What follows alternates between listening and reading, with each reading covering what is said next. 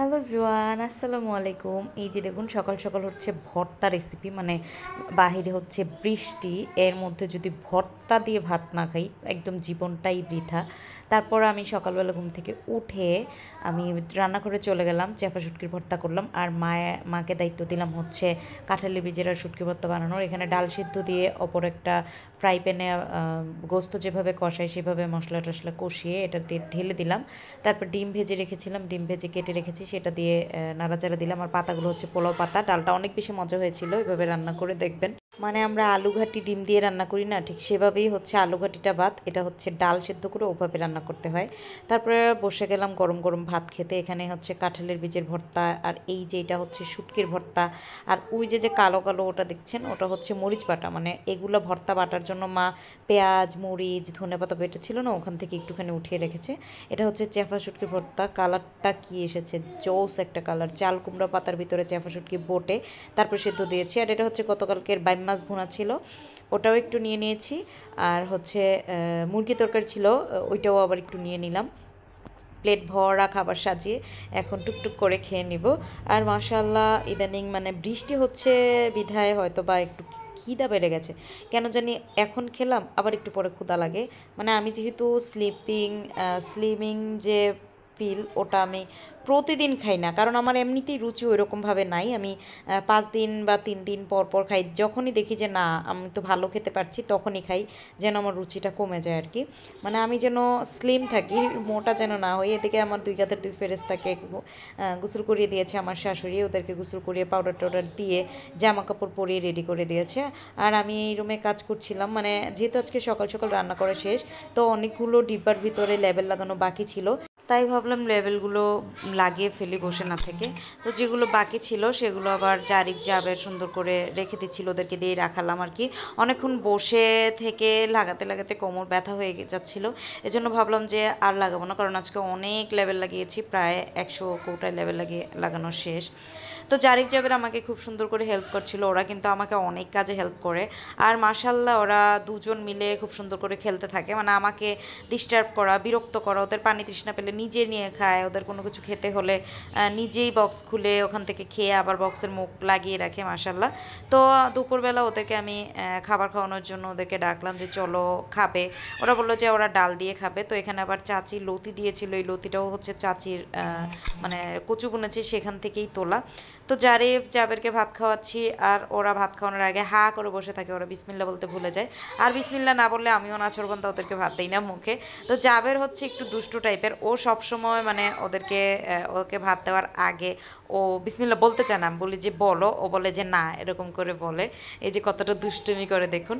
তা আমিও আছি যে তুমি বিসমিল্লা না বললে আমি তোমার মুখে খাবার দেবো না। তো এটাতে আর কি ওরা অভ্যস্ত হয়ে যায় মাশাল্লাহ, যখন কোনো কিছু খেতে নেয় ওরা বিসমিল্লা বলে।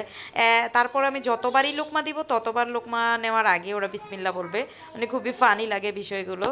আর আমি যখন ভয়েস দিই ওদেরকে কিন্তু আমি বলি যে জারিফ জাবের আমি এখন ভয়েস দিব, তুমি কিন্তু কথা বইলো না বা তুমি কিন্তু আমাকে ডিস্টার্ব করো না। তো ওরা ড্রয়িং রুমে গিয়ে বকর বকর শুরু করে দিয়েছে, কি একটা অবস্থা। ওদেরকে খাওয়ানোর পর আমি বলছিলাম যে চলো ঘুমাবে, ওরা বললো যে না দাদির সাথে আল্লাহ দিব। তো আমার শাশুড়িও সুন্দর করে জায়নামাজটা এরকম করে পাথালে বিছিয়ে, ওই যে ওখানে আবার আরেকটা ছোট্ট জায়নামাজ, এটা আমার শ্বশুর এনেছিল জুনাইদের জন্য, মানে আমার ননাসের ছেলের জন্য। তো জুনাইদ যেহেতু এখন বড় হয়ে গেছে, এই জায়নামাজটা মানে বংশসূত্রে জুয়েরা পেয়েছে, সেখান থেকে জারিফ যাবে এই জায়নামাজটার ভিতরে নামাজ পড়ে। তো যাই হোক, আমার মা হয়তো বা এবার আসার সময় ওদের জন্য ছোট্ট জায়নামাজ নিয়ে আসবে। তারপর জারিফার জাবেরকে ঘুমানোর পালা। ঘুমানাতে বললে মানে চলো ঘুমাবে। এখন ওরা আবার একটু ঘুমাতে চায় না, কারণ খেলাধুলা করে ওদের অভ্যাস হয়ে গেছে। তো প্রতিদিন ওদেরকে ঘুমানাতে হয় আর কি, আমি সাথে শুয়ে। তারপর আগে তো ওদেরকে বলতাম যে জারিফ জাবের ঘুমাও, এটা বললে ঘুমিয়ে যেত। কিছু একটা, কিছু একটা কি, কিছু একটাই তো কিছু একটা। এখানে দিয়েছি হচ্ছে একটা ডিম, তারপর গুঁড়া দুধ, যে অনেকগুলো গুঁড়ো দুধ দিছি কিন্তু দেখছো। তারপর দিয়েছি লবণ, তারপর দিলাম চিনি। তারপরে এখন এটাকে মাখবো সুন্দর করে। এখন আবার এটা একটু ঘন করার জন্য, মানে ভিজানোর জন্য এখানে দিয়ে দেবো একটুখানি দুধ। সুন্দর করে এটাকে একদম মেখে নিব। একটু পাস করি। পাঁচফোড়ন কি বললা? পাস করি। পাস করবো। আমার শাশুড়ি সকালবেলা এতটাই বেশি খেয়ে ফেলেছে মানে ভর্তা দিয়ে, তো উনি আবার দুপুরে ভাত খায়নি। ওনাকে চাচ্ছিলাম যে মা ভাত খান, উনি দুপুরে ভাত খায়নি। তো আমি আবার ওনার জন্য আবার আজকে একটা ঝটপট নাস্তা বানালাম। আজকে আবার দুপুরে জুয়েলের বাবা আসেনি, কারণ ও আজকে বাইক নিয়ে যায়নি, বৃষ্টি এর জন্য বাইক নিয়ে যায়নি। ও এমনিতে গিয়েছে, আবার রিক্সা ভাড়া দিয়ে আসবে, বৃষ্টির মধ্যে আবার যাবে, এই জন্য আলসেমিতে ও আর আসেনি। ও দোকানেই খেয়ে নিয়েছে, মানে ওর দোকানের পিছনেই হচ্ছে রেস্টুরেন্ট, মানে ফুড হাউস। তো এখানে হচ্ছে আমি এইটা কি কি দিয়েছি আমি ভিডিওতে বলে দিয়েছি। আর বিশ্বাস করবেন না, এটা এত বেশি মজা ছিল, মানে আমার মাথায় না যখন যেটা হুটহাট করে আসে আমি তখন ওইটাই বানিয়ে ফেলি। আমি রান্না করে ঢুকেছি হচ্ছে এই নিয়ত নিয়ে যে ময়দা দিয়ে, গুঁড়া দুধ দিয়ে, ডিম দিয়ে মথে কিছু একটা পিঠা বানিয়ে দিই। পরে আবার ভাবলাম যে আরে সেমাই তো আছে, তো সেমাইটা দিয়ে আর কি পিঠা বানিয়ে দিলাম। মানে খুবই মজা হয়েছিল, আর গুঁড়ো দুধের এত বেশি স্মেল ছিল।